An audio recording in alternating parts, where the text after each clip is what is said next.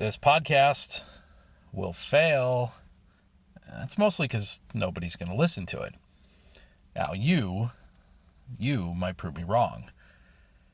But who knows?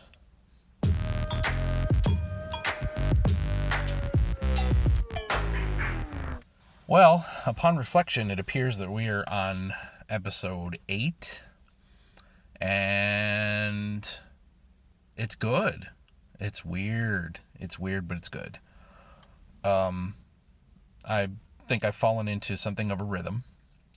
The last 2 days, being able to record at home on my gear in my comfortable space in the corner of my bedroom was good. Nice little reset from every day being where I am right now, which is back in the front seat of the car on the lunch in the park.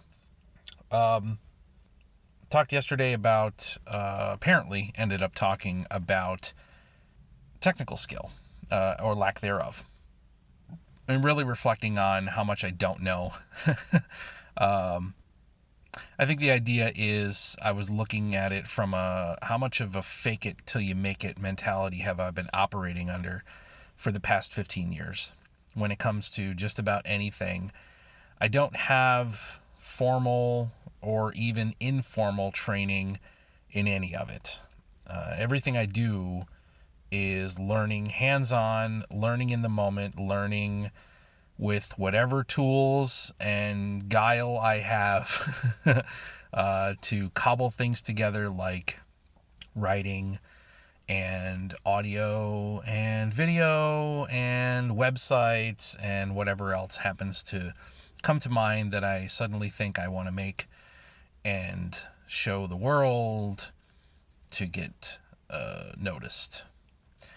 So I've gone through a lot of this experience so far, going all the way back as far as I can remember, bringing it all the way forward to 2016, starting a YouTube channel, some of the challenges, even just getting it off the ground, so to speak, just figuring out the logistics of how to execute the premise of doing what I'm doing right now, which is sitting in my car and recording, but doing it at high speed down the freeway on the way to work.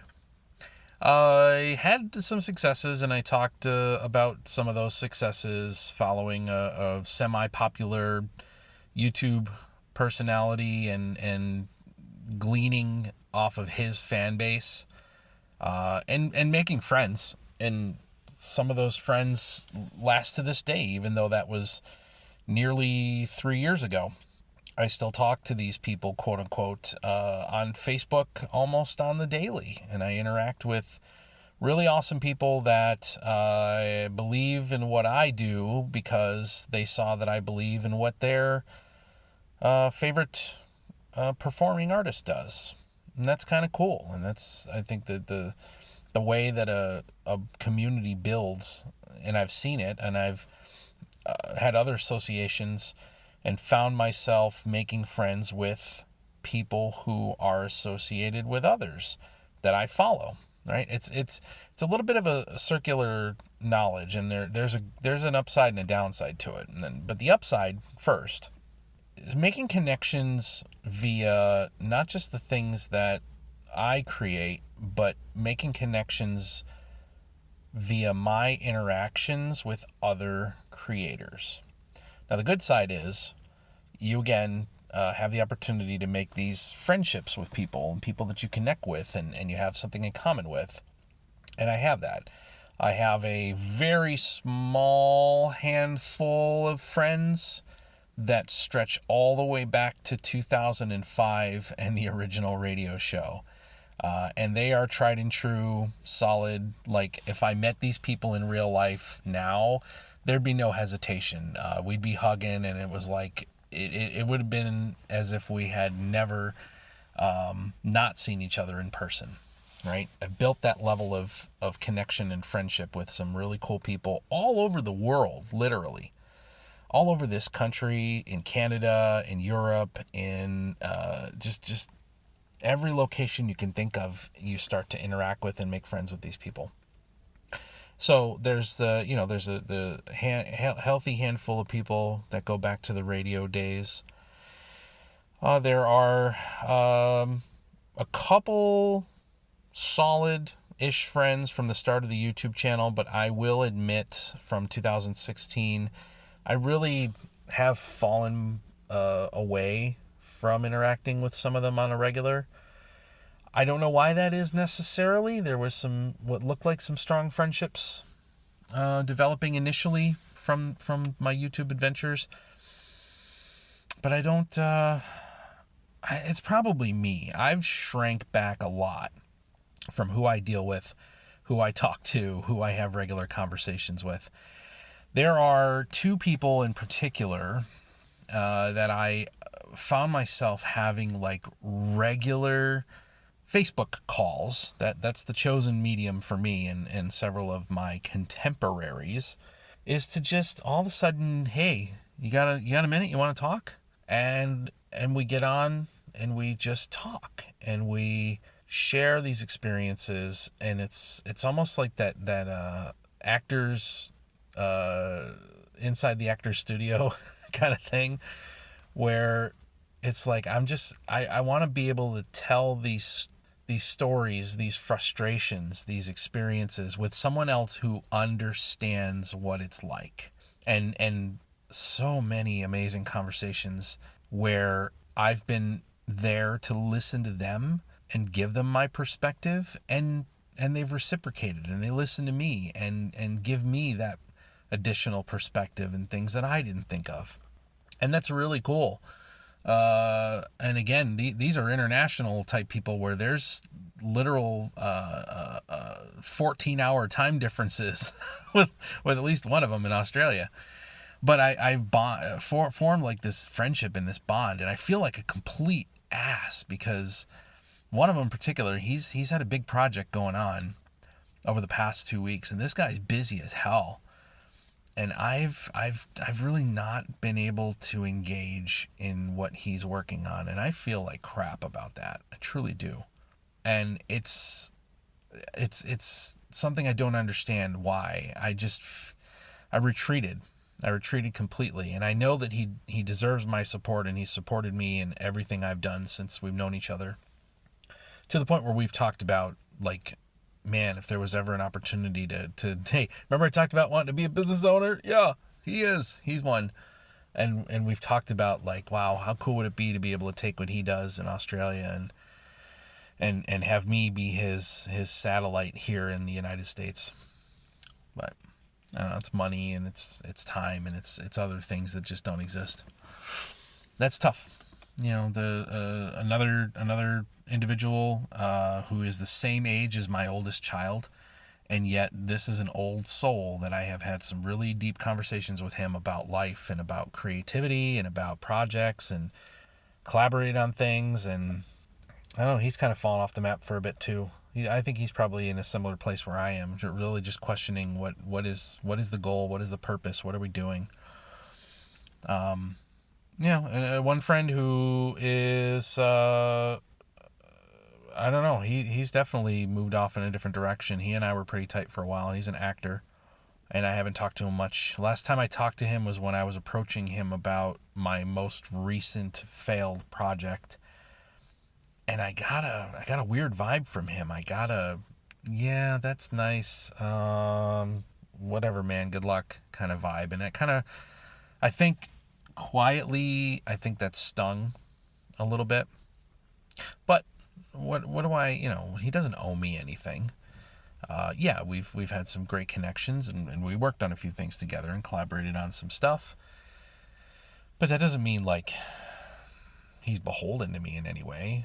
I just, it's odd because on the one hand, I can sit there and scratch my head and go, I wonder why this person is just fallen away and doesn't really want anything to do with me. And yet here I just got done saying that I have a really good friend who I've not provided any support or feedback to what he's doing right now. And that's so odd. I guess that would bring me to just very quickly mentioning a secondary YouTube channel. And I think I'll go into this more later. Long story short, in 2018, I guess. This doesn't seem right, but whatever. I don't have any of my stuff in front of me, so I don't know what dates actually exist. I decided to, oh yeah, it was in 2017, with my YouTube videos, I got into a weird place where one of the trendy things was to do like split screens of yourself and play different characters and do these side-by-sides and have these multiple character videos. So I got into it. It was cool. And what I actually did was I brought back the character from the internet radio show. I brought him back because I really was starting to explore themes around who I am and what I do and who I was and who I want to be. And I got into these conversations with myself on video where I'm dressed up playing the character from the radio show, talking to myself today. So that was interesting, and that got some good reactions. In the meantime, I decided to go ahead and launch that as a second YouTube channel. And I thought, well, I don't think I can recreate the magic of what happened in the radio show, but I think I can do something new and turn it into a game show, which is what I did. So for the better part of a year, I was hosting a weekly, just like before, Saturday night, just an hour on YouTube of playing a game show with a live quote-unquote studio audience. And the people in the chat room are the contestants, and they're playing along, and we're having a damn good time. And the people that were listening to that show were the people who responded to me profiling their other favorite performer. So I caught these new fans by association because I was a fan of their idol, and I talked nicely about him. They started paying attention to what I was doing, and these are character-driven people, and they loved my character, and they showed up every single week, and they played, and it was great. I think one of the best and worst things about it is they were so supportive, and yet they were not creators themselves, for the most part. Some of them kind of dabbled in stupid little things that are great. I say stupid, but they're great. You know, silly little things. Artists and painters and you know, dog bloggers and things like that. But the same thing sort of happened with that, you know, with the redux of the radio show now in game show form. I burned out so fast. Like, I was trying to come up with a new game every single week and try to keep it fresh and interesting for the crowd and try to change things up and try to have new ideas. And once again, the amount of time that was being spent just trying to produce the damn thing was just pulling me apart at the seams. It just wrecked me. And I think that probably showed because over time the viewership started to wane, and I think it started to come off as forced. And people naturally started drifting away. And I don't blame them. I get it. Get down to that point of something I said a few episodes ago in this podcast, which is there's only so long you can play to an empty room, a room with 4 or 5 people, after thinking about how much time and effort you put into something, and there's nobody there listening and watching. So, you know, I folded that. I let that go for about a year. And then I filmed a set of videos where some stupid skit, and I stranded the character on a desert island, and he's never heard from again. Bye. That's it. Just folded it, put it away, walked away, called it a failure. I really shouldn't. Is that part of the catharsis here, that I shouldn't be looking these things as failures? I did what I wanted to do with it, and I put it away. That's about it. So some of it's like that. Some of it is stuff that I made that I'm proud of, that I enjoyed, that people enjoyed, but that didn't have staying power, didn't have long-lasting appeal. So the other side of this, you know, building a community and interacting around content, you know, the good side is, like I said, you make these friends, you make these connections and these associations and people that you build relationships with.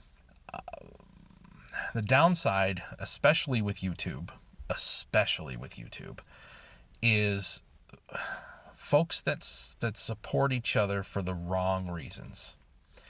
And this gets into, you can blast this into the end extreme, which is the whole sub for sub, right? I will subscribe to your channel, you subscribe to my channel, and look, we both have 1 million subscribers now. It is the biggest load of horse crap on the planet, because yes, you have a subscriber number in your bucket, but that person never watches your content. That person is useless to your content. They don't care. They're only there for you because you were there for them in number only. They're not an actual fan. They're not an actual friend. That's the extreme. The more insidious one is the view for view, the follow for follow. That is a topic I will address in greater detail, especially at some point here when I talk about the social media. But for now, I'll limit it to just YouTube. And understanding and realizing that so many of these initial associations and friendships I made were predicated on the idea that I know you will show up and watch my video every single week because you know that I will show up and watch your video every single week. And maybe that makes a little more sense if you're working within some kind of a niche. I guess gamers could band together and be that reciprocal echo chamber support structure for each other. But nobody else was doing what I was doing. And the people that I was interacting with, who I all met through social media, by the way, were not doing what I was doing. I'm nowhere near what they're doing. And granted, I had some cool collaborations and I had some cool moments, but there's so many of these people now that it's just like, as soon as I stepped back and stopped watching them, they stopped watching me. And it really kind of opens up this whole dark underbelly of what happens to content creators when there really is no actual engagement with a lot of these folks. There's just the view for view and follow for follow.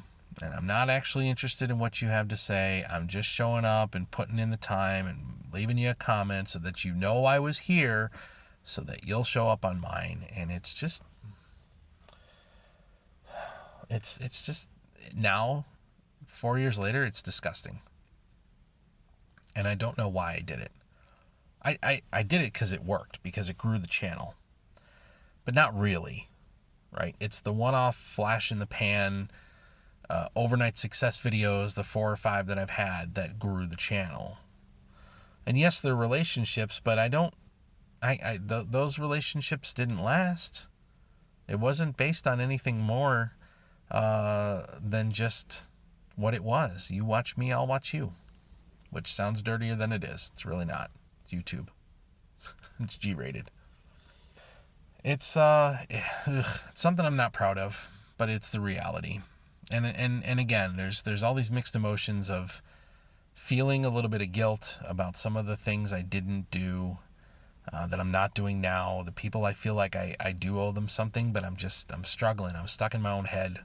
And I'm doing this podcast now to work through these things, to understand what I did, why I did what I did, what I did, and why I did what I did. Yeah, that's cool.